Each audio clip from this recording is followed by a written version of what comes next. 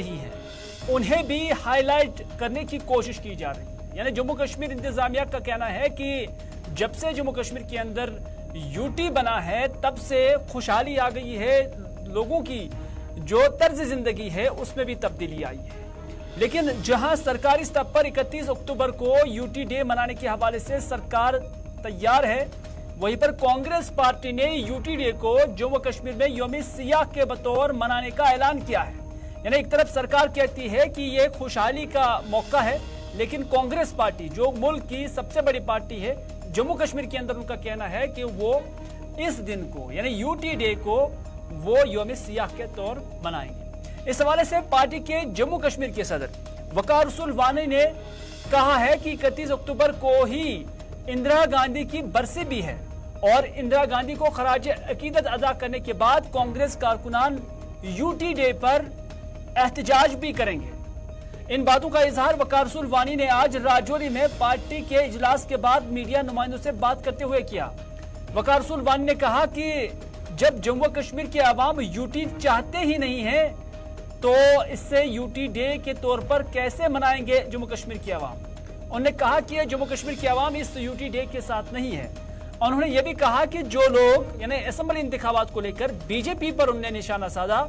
वकार रसूल वानी ने कहा कि जो लोग असेंबली में 50 पार के नारे दे रहे थे वो अब यूएलबी इंतखाबात से भी डर रहे हैं। उन्होंने कहा कि लोगों ने बीजेपी को 70 साल में पहली बार जम्मू कश्मीर के अंदर मौका दिया था, लेकिन इस बीजेपी ने अवाम पर मुश्किलात पैदा करके अपना असल चेहरा अवाम के सामने रख दिया है। वकार रसूल वानी ने क्या कुछ कहा, उन्हीं की जुबानी सुनते हैं।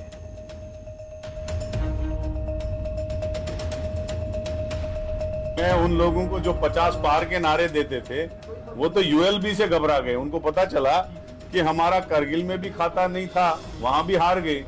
और यूएलबी और पंचायत से, क्योंकि एजेंसी उसकी इन्हीं की है, इनकी रिपोर्ट के हिसाब से, एजेंसी की रिपोर्ट के हिसाब से इलेक्शन हार रहे थे, तो इसलिए इन्होंने यूएलबी और पंचायत डेफर किया और अब ये पार्लियामेंट में जाएंगे। और इंशाल्लाह मुझे उम्मीद है कि पार्लियामेंट भी ये 6 की 6 हार जाएंगी और इंडिया अलायंस के कैंडिडेट 6 की 6 पार्लियामेंटों में जीते। इनको लोगों ने 70 साल में पहली बार चांस दिया था, लेकिन इन्होंने अपना ऐसा मुंह दिखाया कि लोग बोलते हैं कब ये इक्तिदार से दफा हो जाए। वही मैंने बात अंदर भी कही। जिस तरह आपकी तरफ से कहा जा रहा है कि यूटी दिवस के दिन आप ब्लैक डे मनाएंगे, क्या इसमें सभी सियासी जमातें? देखो, जम्मू कश्मीर का कोई भी फर्द, कोई भी आदमी, कोई भी पार्टी ये नहीं चाहती है कि यहाँ यूटी रहे। ये एक खूबसूरत सुपर स्टेट्स वाली, स्पेशल स्टेट्स वाली स्टेट थी और लोग चाहते हैं कि ये रियासत दोबारा बने। हमें यूटी, हमारे लोगों को जरूरत ही नहीं और हम उस यूटी दिवस को ब्लैक डे के तौर पर मनाएंगे। ये मैं ऐलान करता हूं। कांग्रेस पार्टी 31 तारीख को, उस दिन हमारी इंदिरा जी का बर्थडे भी होता है, डेथ एनिवर्सरी होती है, सॉरी, तो वो मनाने के बाद हम ब्लैक डे मनाएंगे, धरने देंगे और हमारी मांग होगी कि ये जल्द अज जल्द जो है रियासत बन जाए। सर, और यहाँ पे इलेक्शन, असेंबली इलेक्शन में हो रही देरी को कांग्रेस पार्टी किस तरह से देखती है, और अगर इलेक्शंस कुछ वक्त के बाद होते हैं तो कांग्रेस पार्टी किस तरह से तैयार है? कांग्रेस पार्टी ये तो तैयारी है। कांग्रेस पार्टी हर जगह तैयार है और कांग्रेस पार्टी जो है हर जगह है। चलिए, बड़ी खबर, कांग्रेस यूटी डे को यौम सियाह के तौर पर मनाएगी। वकार रसूल ने इस हवाले से बाज़ाब्ता ऐलान किया है राजौरी के अंदर। उन्होंने मीडिया के नुमाइंदों के सवालात का भी जवाब दिया। इधर जम्मू कश्मीर में दरबार मुंह बहाल करने का मुतालबा करते हुए जम्मू के ताजरों ने कहा है कि सालाना दरबार मुंह से न सिर्फ जम्मू के व्यापारियों और दुकानदारों को रोजगार चलता था, बल्कि दरबार मुंह बंद करने से न सिर्फ जम्मू के कारोबारी तबके को नुकसान हुआ, बल्कि जम्मू व कश्मीर के कल्चरल एक्सचेंज को भी बहुत बड़ा नुकसान पहुंचा है। जम्मू के दुकानदारों का कहना है कि दरबार मुंह से जम्मू और कश्मीरी अवाम के दरमियान भाईचारा बढ़ता था। यानी आज ही वो अयाम है, इन्हीं अक्टूबर के आखिरी हफ्ते के अंदर ही दरबार मुंह जम्मू चला जाता था, जो कि बरसों पुरानी रिवायत जम्मू कश्मीर के अंदर थी। बाज लोगों का यह भी ख्याल है कि इस दरबार मुंह से एक कल्चरल एक्सचेंज जो है वो होता था। कश्मीर के लोग जम्मू के लोगों के साथ मिलते थे, जम्मू के लोग कश्मीर के लोगों के साथ मिलते थे और इससे दोनों खत्तों के दरमियान भाईचारा बढ़ता था, लेकिन सरकार का कहना है कि इस मुंह पर 200 करोड़ रुपए का खर्चा आता था और अब इस मुंह को बंद करके सरकार ने 200 करोड़ रुपए बचा लिए। हालांकि अभी भी बाज लोग ये कहते हैं कि दरबार मुंह को खत्म करने की बात तो कही गई है, लेकिन दरबार मुंह मुकम्मल तौर पर बंद नहीं हुआ है। जम्मू के ताजरान क्या कुछ कहते हैं, उन्हीं की जुबानी सुनिए। दरबार मुंह की जो हमारी रीत थी ये बरसों पुरानी थी। ये हमारे महाराजा बड़े दूर अंदेशी राजा थे वो जम्मू कश्मीर के, जिन्होंने ये परंपरा चलाई थी। इसमें पीपल टू पीपल कॉन्टैक्ट, देखिए जम्मू में आबादी जैसे हिंदू लोगों की ज़्यादा है, कश्मीर में हमारे मुसलमान भाइयों की ज़्यादा है, तो हिंदू मुस्लिम सिख ईसाई एकता के लिए भी दरबार मूव था। ये दरबार मूव खाली बिजनेस के लिए नहीं था। हमारी देवी देवतों की, गुरुओं की, पीरू फिकीरों की धरती है ये। इससे हमारे जो कल्चर थे, जैसे लेह लद्दाख हो गया, जैसे कश्मीर हो गया, जम्मू हो गया, पीपल टू पीपल आपस में कॉन्टेक्ट था, बैठते थे आके। बिजनेस तो बढ़ता ही था हमारा, खास करके जम्मू वालों का। कश्मीर वालों का भी जो बिजनेस में इजाफा होता था। जम्मू से लोग कश्मीर जाते थे, वहाँ रेंट पे होटल मकान लेते थे, गवर्नमेंट भी लेती थी। ऐसे ही कश्मीर से जो हमारे भाई जो जम्मू आते थे, वो भी जम्मू में आके लोगों के घर ठहरते थे। उससे जो आपस का भाईचारा था वो बढ़ता था। बिजनेस, ये जो परंपरा गवर्नमेंट ने चलाई, गवर्नमेंट एक तरफ आंकड़े तो बताती है इतने 1000 करोड़ हमने बचा लिया। मैं कहूँगा कि गवर्नमेंट और खर्चे कम करे, जो फजूल के खर्चे बाबू लोगों के हैं, जो लाखों का फर्नीचर हर 6 महीने के बाद चेंज करते हैं, 6 महीने के बाद एसी चेंज करते हैं, मतलब करोड़ों वो जो उसमें चले जाते हैं वो किसी गिनती में नहीं है। लेकिन दरबार मूव का जो हमारी परंपरा थी राजे महाराजे की, उसको तोड़ दिया गया। ये अच्छी बात नहीं है। मौजूदा सरकार से हम रिक्वेस्ट करेंगे कि इसको, इस जो ये हमारी प्राचीन परंपरा थी, इसको बहाल किया जाए। ये परंपरा तो बहुत पुरानी है, महाराजा के टाइम के समय से चल रही है। उन्होंने भी कुछ ना कुछ सोच के ही रखा होगा और उसके मुताबिक जम्मू कश्मीर के अंदर एक जो आपस में मेल जोल होता था, एक कश्मीरी कल्चर का और जम्मू के डोगरा कल्चर वहाँ जाता और यहाँ के कश्मीर के जम्मू आते थे। एक वो आपस में एक ऐसा सिस्टम था कि मतलब कि उसका कोई बयान ही नहीं था। तो उसके अंतर्गत अगर आप देखें व्यापारिक दृष्टि से ये तो बड़ा लॉस है व्यापारियों को भी, लेकिन एक कल्चर का भी लॉस हुआ हमें, आपस में मेल जोल का भी।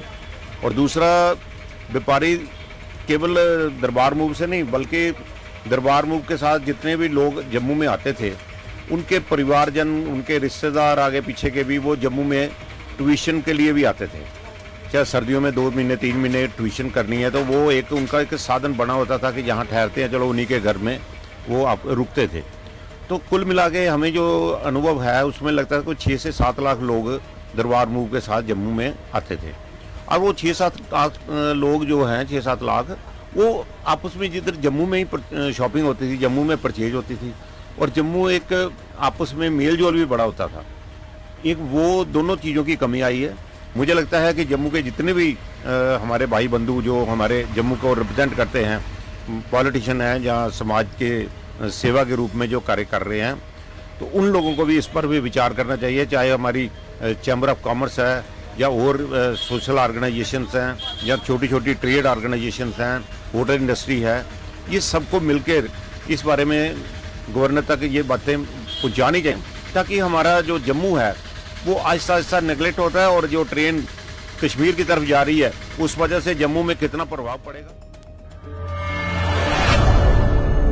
चलिए, ये थे जम्मू के ताजरान, जम्मू के शहरी, जो दरबार मूव के बंद करने के नुकसानात गिन रहे थे और उसके फायदे भी क्या हैं, इन्हें दरबार मूव के किस तरह के फायदे थे उस पर भी उन्होंने रोशनी डाली है। इधर Jammu Kashmir civil society forum ने एक गोलमेज कॉन्फ्रेंस का इनेकाद श्रीनगर में किया था, जिसमें समाजी बुराइयों जैसे मंशियात की लत, इखलाकी अकदार की गिरावट, बढ़ते हुए खानदानी तनाज़ात और खुदकुशी के वाक़ात पर काबू पाना जैसे मामला ज़ेर बहस लाए गए।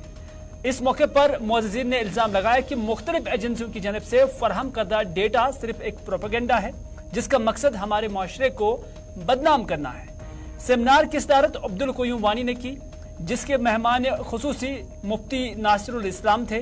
दीगर मुअज़्ज़िज़ीन में मौलाना गुलाम रसूल हामी, मौलाना गुलाम मोहम्मद भट्ट, ज़रीफ अहमद ज़रीफ, जगमोहन सिंह राना, हुमायूं कैसर, GN वार और मुख्तलिफ शोबों से ताल्लुक़ रखने वाले मुअज़्ज़िज़ीन के साथ साथ जम्मू और लद्दाख से ताल्लुक़ रखने वाले अरकान और मुख्तलिफ मज़ाहब के अफराद भी शामिल थे। आखिर में एक करारदाद भी पास की गई और इन बुराइयों को कैसे रोका जाए जिससे जम्मू कश्मीर हुकूमत और उलमाए किराम को फिर भिजवाया जाए, इस पर भी फिर बात हुई है।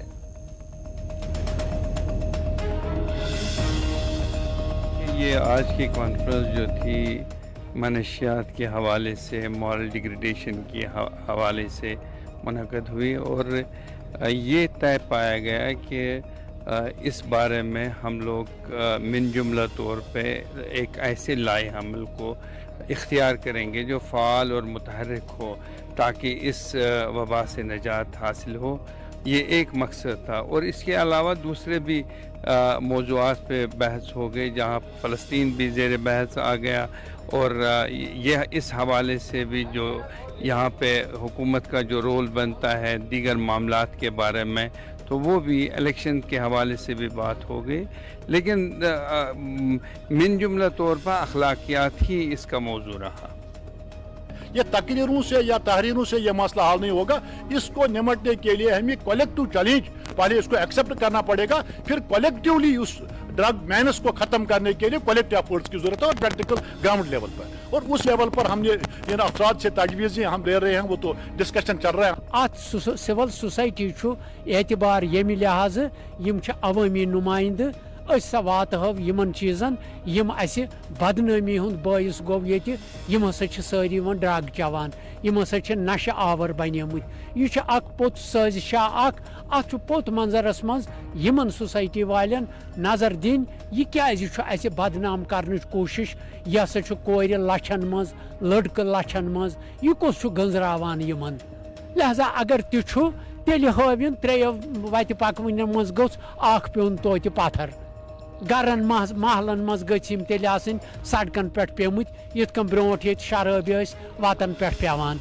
आज वुचन ड्रग वोल पत्थर पेमुत। हाँ यह आमुत यह अमिक यम जन डीलर यह वुचन यह कत पे अत वुचन बेमार सुन करुन, बेमारस सुन कर नफरत, बेमार सुन नफरत। अम से बेमार पैदा गई अमुक बहाना क्या यह ड्रग कत कित कन कम अनान ये यूत यह वास पुलिस डिपार्टमेंट CID डिपार्टमेंट यमन छना खबर यह कपर तम वुचन गो यह कत पत यह डीलर अमिस तन अमिस क्या गरुक पोत मंजर यह फाक कशी हुंद शिकार गरस मज अमिस बेन मज अथ दारित यह पढ़ित लिखित बेकार अमिस वो अमिस क्या बुनियाद यह क्या गलत कार करान। अगर अमिस यह खबर गलत करी हसा जुर्म तो यह बरोज जुर्मुक सजावार अमिस वो पोत मंजर क्या।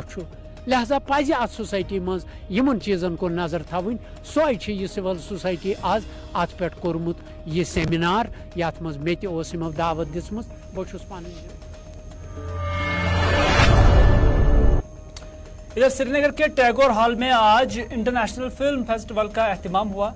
ये फिल्म फेस्टिवल मारूफ अदाकार देव आनंद के जन्मदिन की मुनासिबत से मुनक़्क़द किया गया था। आज के इस फेस्टिवल में जहां पुरानी फिल्में दिखाई गईं, वहीं इस फेस्टिवल का आगाज आज जिला तरक्याती कमिश्नर श्रीनगर ने किया, जबकि कल इसकी इख्तितामी तकरीब पर जम्मू कश्मीर के लेफ्टिनेंट गवर्नर मनोज सिन्हा भी मौजूद रहेंगे।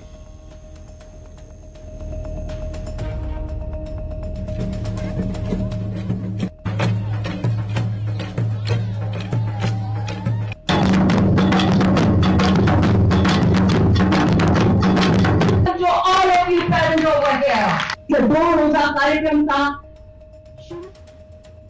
सिनेमा और कश्मीर का रिश्ता किसी इंसान ने नहीं बल्कि कुदरत ने जोड़ा है और कुदरत का जोड़ा हुआ रिश्ता टूट नहीं सकता।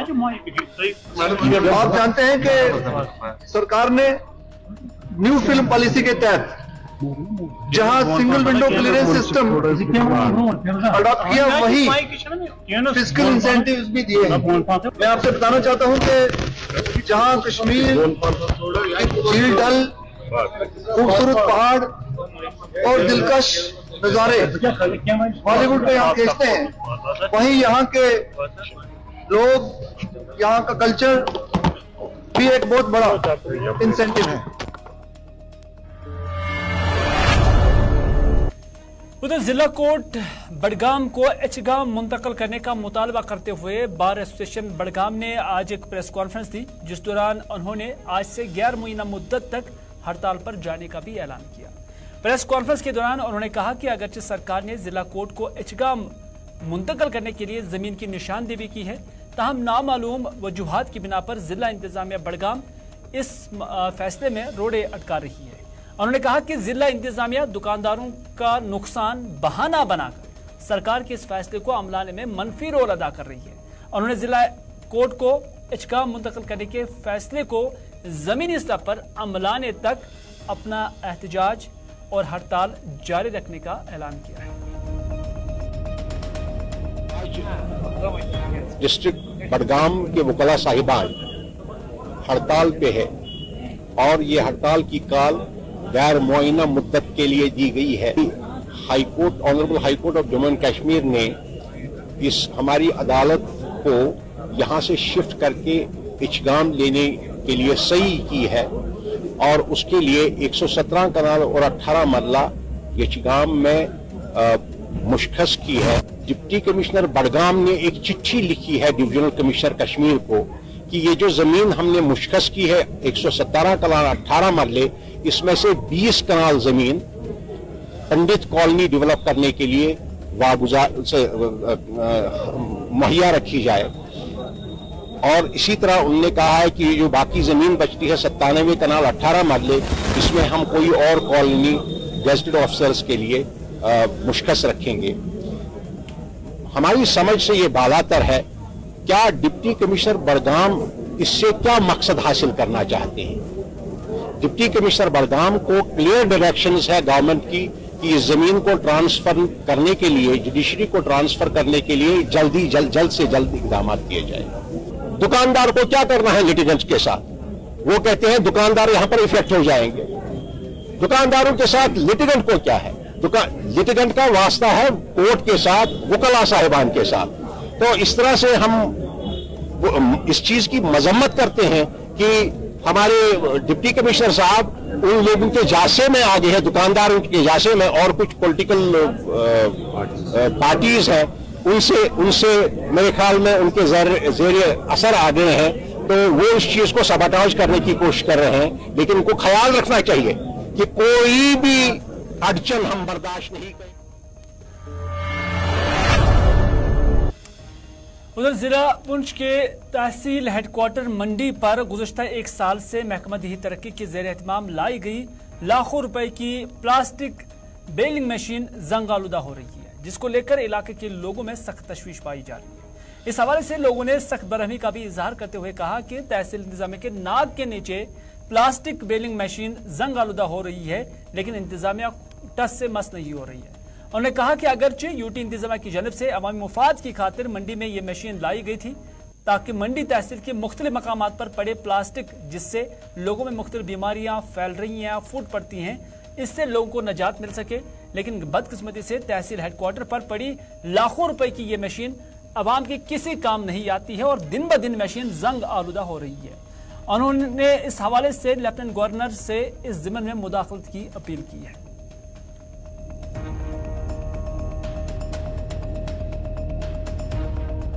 प्लास्टिक बेलिंग मशीन यहाँ पे एक बार लाई गई थी, गुज़श्ता एक साल पहले लाई गई थी, तो हमें समझ में आया था कि जो रास्ते पे कूड़ा करकट जो प्लास्टिक पड़ा रहता है उसको यहाँ पे लाके और इसमें आरडीडी का कुछ फायदा हो, पब्लिक का कुछ फायदा हो। लेकिन हम गुज़श्ता एक साल से यहाँ पे देख रहे हैं, एक साल से यहाँ पे पड़ी है, आज तक इसको किसी भी यहाँ के जो स्टाफ है, यहाँ जिनकी जिम्मेदारी बनती है, उन्होंने भी इस चीज की तरफ ध्यान नहीं दिया और ना यहाँ के हमारे जो डिस्ट्रिक्ट एडमिनिस्ट्रेशन है उन्होंने ध्यान दिया। ये पब्लिक का पैसा, आरडीडी में को गवर्नमेंट अपना पैसा किसी किसी को नहीं देती है, पब्लिक का टैक्स का पैसा होता है, तब जाके वो प्रोजेक्ट बनाती है। अगर पब्लिक का टैक्स का पैसा ऐसे रोडों पे ये जाया करें, अपने कॉन्ट्रैक्टर लोग जो उनके जो करीबी जो उनके फ्रेंड है उनको कॉन्ट्रैक्ट दिलाने के लिए, उनका टेंडर इशू करवाने के लिए, उनको पैसा फायदा दिलवाने के लिए अगर गवर्नमेंट ऐसा करती है तो मुझे लगता है कि पब्लिक के साथ धोखा कर रही है। एडमिनिस्ट्रेशन से यह अपील रहेगी कि पब्लिक का पैसा ऐसे जाया न करें। ये जो मशीनें हैं पब्लिक यहाँ जो प्लास्टिक की उधर त्राल के लालपुरा कहली इलाके में सब जिला इंतजामिया की जानब से एक पब्लिक दरबार प्रोग्राम मुनक्कद हुआ, जिसमें additional deputy commissioner Tral Sajid Yahya Naqash और मुख्तलिफ महकमों के अफसरान यहाँ मौजूद रहे। दरबार में लोगों ने इलाके के मसाइल एडीसी के सामने रखे और एडीसी ने लोगों को यकीन दिलाया कि तमाम मसाइल तरजीह बुनियादों पर हल किए जाएंगे।